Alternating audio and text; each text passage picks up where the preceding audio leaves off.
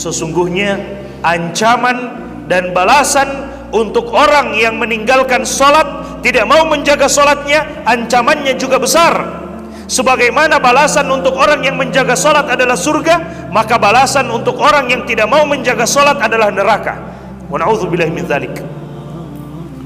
Allah Subhanahu wa taala mengatakan, fa khalafa min ba'dihim khalfun adha'us salata wattaba'us syahawat fasawfa yalqawna ghayya. Kata Allah Subhanahu wa taala setelah menyebutkan para nabi yang mulia di dalam surat Maryam, Allah Subhanahu wa taala kemudian mengatakan setelah para nabi tersebut datanglah satu kaum yang datang setelah para nabi. Apa ciri-ciri mereka? Allah Subhanahu wa taala katakan adha'us shalah, mereka suka menyia-nyiakan salat, mereka suka meninggalkan salat, mereka tidak mau memperhatikan salat, mereka anggap salat ini hanyalah main-main. Mereka anggap salat itu tidak lebih penting daripada gaji dan penghasilannya. Wattaba'us syahawat, dan mereka lebih mementingkan apa yang diinginkan oleh hawa nafsunya. Kata Allah Subhanahu wa taala, fasawfa yalqawna ghayya, maka mereka kelak akan mendapatkan kesesatan dalam hidupnya. Mereka akan mendapatkan kesesatan dalam hidupnya, dan siapa yang sesat maka janjinya adalah neraka. Wa na'udzubillahi min dzalik. Mereka akan mendapatkan kesesatan, tidak tahu arah. Mereka akan dapatkan kesesatan dalam hidupnya, meskipun mungkin gajinya berlimpah, penghasilannya berlimpah, tapi tidak ada keberkahan di dalamnya. Mereka tidak akan rasakan keberkahan di dalamnya. Kenapa? Salat mereka tinggalkan. Allah Subhanahu wa taala katakan, "Famanittaba'a hudaya fala yadhillu wa la yashqa." Siapa yang mau mengikuti petunjuk hidayahku, maka dia tidak akan tersesat dan dia tidak akan menderita, kata Allah Subhanahu wa taala. Waman a'radu an dzikri, tapi siapa yang mau berpaling dari peringatanku, siapa yang mau berpaling dari Allah Subhanahu wa taala, fa inna lahu ma'isyatan dongka, maka baginya kehidupan yang sempit. Wa nahsyuruhu yaumal qiyamati a'ma, dan dia akan dibangkitkan pada hari kiamat dalam keadaan buta. Padahal dulu di dunia dia bisa melihat, tapi di hari kiamat dia dibangkitkan dalam keadaan buta. Maka orang ini mengatakan, qala rabbi lima hasyartani a'ma wa qad kuntu basira. Wahai Allah, kenapa engkau bangkitkan aku dalam keadaan buta, sementara dulu di dunia aku bisa melihat?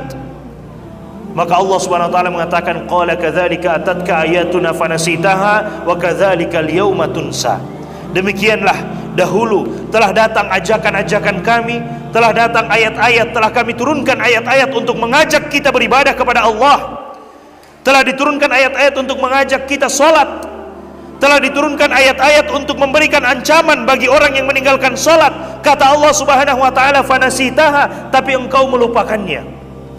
Maka apa balasannya? Wa kadzalika al-yauma tunsa, maka pada hari ini pun engkau dilupakan.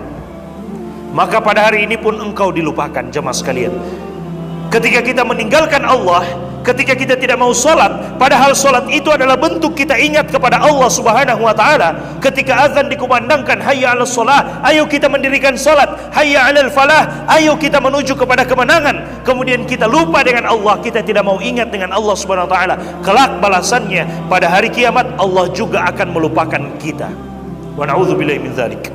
Allah akan melupakan kita karena kita di dunia melupakan Allah Subhanahu wa ta'ala. Balasannya al-jaza'u min jinsil amal, balasan sesuai dengan apa yang kita lakukan. Kalau kita lakukan baik, maka kita akan dapatkan baiknya, balasan yang baik. Kalau kita lakukan buruk, maka kita akan dapatkan balasan buruknya. Kita meninggalkan sholat, maka balasannya Allah juga akan meninggalkan kita. Kita menjaga sholat, maka balasannya juga Allah akan menjaga kita. Jamaah sekalian yang dimuliakan oleh Allah Subhanahu wa ta'ala. Kemudian Allah Subhanahu wa ta'ala berfirman di dalam Al-Quran, menceritakan tentang orang-orang kafir yang dilemparkan ke dalam neraka. Setelah mereka dilemparkan ke dalam neraka, Allah Subhanahu wa ta'ala kemudian bertanya, ma salakakum fi saqar, wahai penduduk neraka, apa yang menyebabkan kalian dilemparkan ke dalam neraka saqar? Maka mereka menjawab, qalu lam naku minal musallin. Mereka mengatakan, karena dulu di dunia kami tidak termasuk orang yang menjaga solat. Karena dulu di dunia kami tidak termasuk orang yang suka menjaga solat. Kami lebih pentingkan gaji kami lebih pentingkan penghasilan kami daripada solat. Hubungan kita dengan Allah Subhanahu wa ta'ala, berapa gaji kita, itu pemberian dari Allah Subhanahu wa ta'ala. Dan Allah Subhanahu wa ta'ala mampu memberikan sesuatu yang lebih besar daripada itu. Tapi kadang kita lupa, Allah sudah memberikan gaji kepada kita, Allah sudah memberikan penghasilan kepada kita, lalu kita lupa dengan yang memberikan itu. Kita lupa dengan Allah Subhanahu wa ta'ala yang memberikan itu kepada kita semuanya.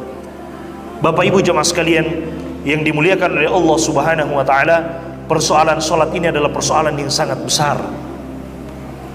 Persoalan yang pertama kali akan dihisap oleh Allah Subhanahu wa ta'ala antara kita sebagai seorang hamba dengan Allah Subhanahu wa ta'ala. Hak Allah yang pertama kali akan dihisap, dihitung nanti pada hari kiamat adalah solat kita.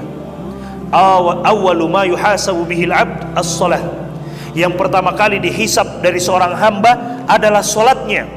Hubungan kita sesama manusia yang pertama kali dihisap adalah persoalan harta, persoalan darah. Kalau ada orang yang menumpahkan darah dengan seenaknya, tanpa hak, tanpa cara yang hak. Tapi persoalan antara kita dengan Allah yang pertama kali dihisap, dihitung pada hari kiamat adalah solat. Kata Nabi SAW, "Idza saluhat, saluha sairu amalihi." Jika solat kita baik, maka amalan-amalan yang lainnya juga akan ikut menjadi baik. Tapi jika solat kita buruk, maka amalan-amalan yang lainnya juga akan ikut menjadi buruk. Karena solat dapat mencegah kita dari perbuatan yang keji dan perbuatan yang buruk. Inna salata tanha 'anil fahsya'i wal munkar. Sesungguhnya solat ini dapat mencegah kita dari sesuatu yang buruk. Kalaupun kita terjatuh, maka dengan solat itu kita akan dibuat bisa kembali kepada Allah Subhanahu wa ta'ala, bisa langsung bertaubat kepada Allah Subhanahu wa ta'ala. Kenapa? Karena kita menjaga solat kita. Jaga solat Bapak Ibu jemaah sekalian. Dunia ini sementara, tidak ada yang tahu kapan kita kembali kepada Allah Subhanahu wa ta'ala. Sementara semuanya. Mungkin kita sudah mendengarkan ada orang yang telah meninggal, dia sudah pergi, tinggal mempertanggungjawabkan apa yang telah dia lakukan dan tidak mungkin dia kembali lagi. Seandainya ada manusia yang meninggal kemudian bisa kembali lagi, maka kita bersantai-santai hari ini karena kita yakin kita bisa kembali lagi. Tapi itu tidak mungkin. Tidak mungkin jika kita sudah dipanggil oleh Allah, tidak mungkin kita kembali lagi. Tidak mungkin kita kembali lagi. Dan sebelum Allah memanggil kita, maka Allah memberikan kesempatan kepada kita untuk silakan solat, silakan beribadah, berbuat ketaatan kepada Allah Subhanahu wa ta'ala sebelum datang waktunya Allah memanggil, dan kita tidak bisa untuk menolak hal tersebut. Bahkan jika ada di antara kita yang mampu membangun satu bangunan yang sangat kokoh untuk melindungi dirinya dari malaikat maut, niscaya tidak akan mampu. Kata Allah Subhanahu wa ta'ala, walau kuntum fi burujim musyayyadah, meskipun kita berada di dalam tembok-tembok yang kokoh, di dalam istana-istana yang kokoh untuk melindungi diri kita dari kematian, tidak mungkin kematian akan mendatangi kita. Kematian akan mendatangi kita, tidak mungkin mereka bisa menjauh dan lari dari kematian tersebut. Maka sebelum kematian itu datang, sholat. Sebelum kematian itu datang, beribadah. Sebelum kematian itu datang, berbuat ketaatan kepada Allah Subhanahu wa ta'ala, karena pasti akan datang kematian itu, kita tidak tahu kapan akan datang. Karena itu merupakan rahasia dari Allah. Karena dia adalah rahasia, maka jangan pernah lalai. Boleh jadi ketika kita lalai, tiba-tiba kematian datang. Wa na'udzubillahi min dzalik. Boleh jadi ketika kita sedang lalai, tidak mau salat, tiba-tiba kematian itu datang kepada kita, dan kita tidak bisa berbuat apa-apa lagi pada waktu itu.